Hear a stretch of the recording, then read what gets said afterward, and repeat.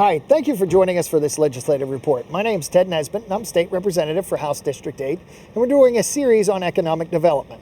Today we are in downtown Grove City talking about the revitalization of the area, and joining me is Ernie May. Thanks for joining us. Thank you, Ted. And why did you feel it was important to get involved with the revitalization of downtown?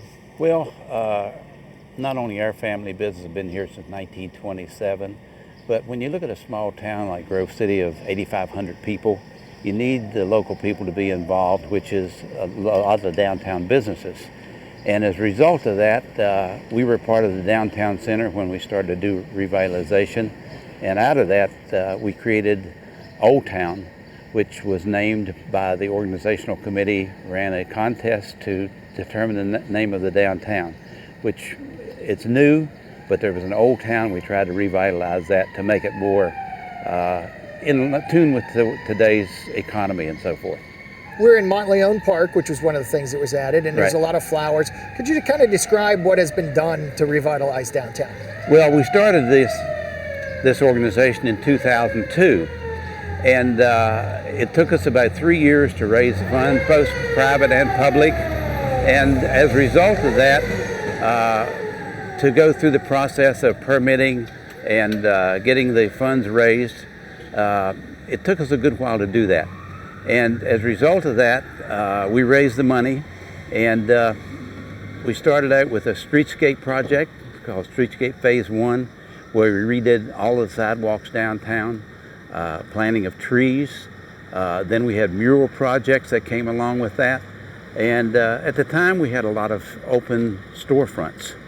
And one of the things I've thought is, if we had not done revitalization and gone through the recession, we would have had, I don't know what our downtown would look like now, but we had 25% vacancy in storefronts at the time. Now we only have one storefront that's vacant.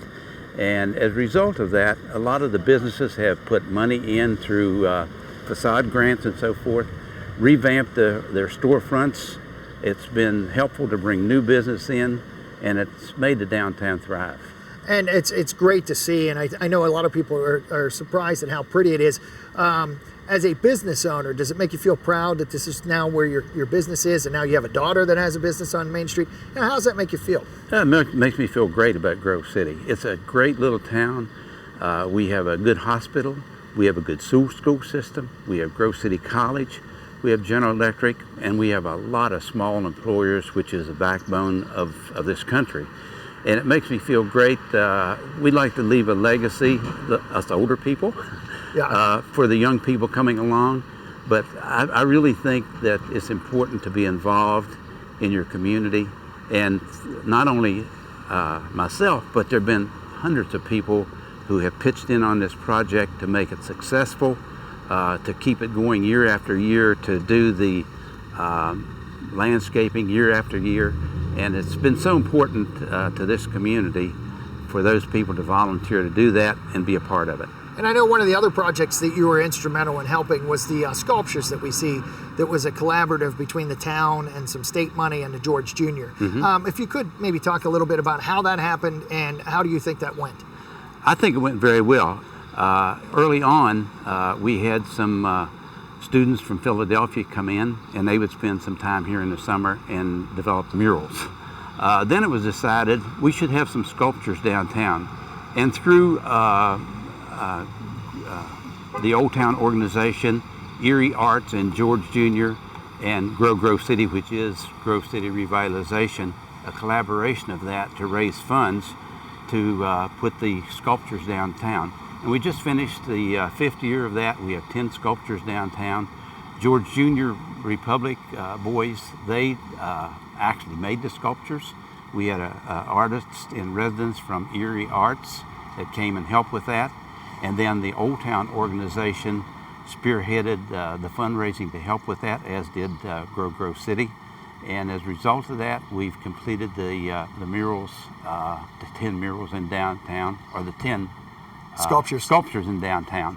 And as a result of that, George Jr. has gotten some notoriety, and they're going to develop sculptures, I understand, for not only Sharon, but they're going to Chicago to make a presentation nationally for what this has done. And that's been great for Grove City.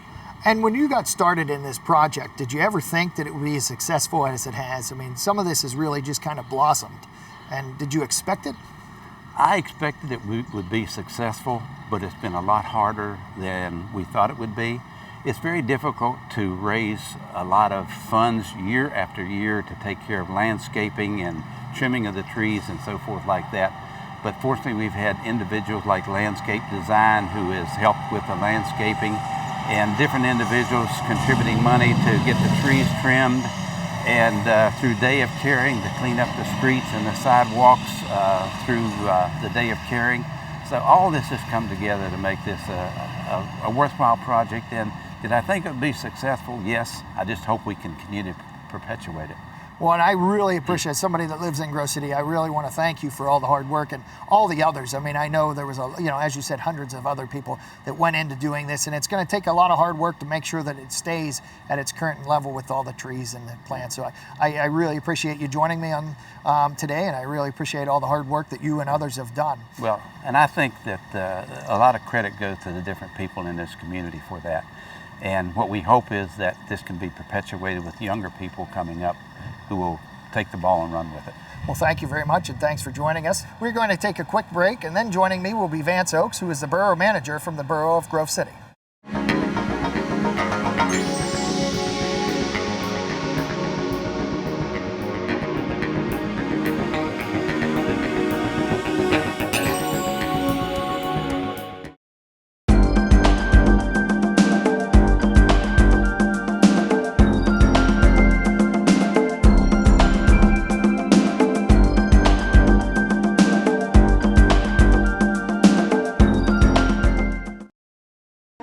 Did you know that Act 16 of 1999 honors one of the greatest leaders in the Pennsylvania House of Representatives? The Matthew J. Ryan Legislative Office Building, once known as the Capitol Annex, is located next to the main Capitol building and honors the late Speaker of the House, Matthew J. Ryan. Those who visit this building will observe the magnificent architectural designs providing eloquence and grandeur to the building. Known as one of the greatest members in the history of the Pennsylvania State House, Matthew Ryan started his career in the legislature in 1963 and was elected Speaker in 1981. His charisma and knowledge will forever be reflected in the building now named after this great legislative leader. Now you know. Welcome back, and thanks for joining us for this legislative report. We're doing a series on economic development. We're in downtown Grove City talking about revitalization. And joining me now is Vance Oakes, who is the Borough Manager of Grove City. Welcome. Thank you. Thanks for joining us. Now, you were involved in the construction process for downtown revitalization. Yes, yeah. And could you kind of tell us, there's a partnership between private business and public. Could you describe how that process worked? It has been very successful here in Grove City. When I arrived at the borough in 2006, we were just embarking on this construction project for phase 1 of the revitalization. And I found that there was this nonprofit group called Grove City Revitalization Incorporated, which has spearheaded the fundraising effort, and they raised about a third of the construction costs for the phase 1 project that you see completed here behind me. And with the support of Grove City Revitalization and the support of our Borough Council here in Grove City, we were able to apply for various state and federal grants, which ultimately funded the other 2/3 of the project that you see here today. And what were some of the things that got done? I noticed the flowers and the sidewalks, but specifically, what all was done as part of this revitalization project? Yes, well, when we did the project, the sidewalks were in disrepair. There were broken pieces of concrete, and the planters were in pretty bad shape. So not only did we replace the curbs and the sidewalks, we put in tree plantings that you see today, the decorative lighting that you see today. It's in kind of a period style. We had worked with a landscape design architect, and there had been public meetings held, and the citizens of Grove City got to vote and decide on what types of furnishings suited our downtown. And I think they've done a fantastic job. Yeah, it looks great. The other thing, I guess, is we went with the underground utilities. Was Yes. that part of the project as well? That was part of the project too. Now, is that an expensive portion of the project? It was. We have a borough electric system here in Grove City. We run and operate the electric company, And the electric wires in our downtown that served many of the buildings were overhead wires. And as part of the beautification project, we wanted to get those wires underground. So they were relocated to the alleyways behind the buildings, and the services were renewed to each of those buildings. And by that, we were able to get the poles off of Broad Street. There were utility poles that used to line the street. Well, and something like that, how does it help the borough itself through the management of the borough to have a revitalization effort? How does that make it easier for you to run the borough, or does it make it harder? Well, it was getting to the point where there were about 25% of the storefronts were unoccupied in 2005 when they embarked on this project. So it becomes a concern from the government standpoint about all these vacancies that lead to deteriorated buildings and then declining property values. You lose utility customers, you lose taxpayers, and ultimately that's to the detriment of the borough government when we have no revenue to pay for needed improvements in our community. Now, at this point, I think you just recently wrapped up the Pine Street extension portion. Yes, we did a phase 2 of the revitalization project, and it was on Pine Street, as you mentioned. And we continued with the sidewalks and the curbing. We put in some new period lighting, and you'll see there that we've kind of changed up the landscaping, and with the help of landscape design company of Grove City, we were able to put in some decorative planters along the street in lieu of putting trees, because it's kind of a narrow section of street as opposed to Broad Street behind me, which is 2 lanes. So for the most part, the revitalization portion is done? For the most part, yes. We have future plans to do Center Street and to do Pine Street in front of the Grove City Post Office and perhaps College Avenue. But at this point, we're wrapping things up. Now, is there also the challenge of making sure everything gets maintained and everybody stays on the same page going forward? Yeah, of course. And we've been very fortunate that we have Ernie May and his group at Grove City, several local people who have volunteered their time and their money to help maintain what we've built here.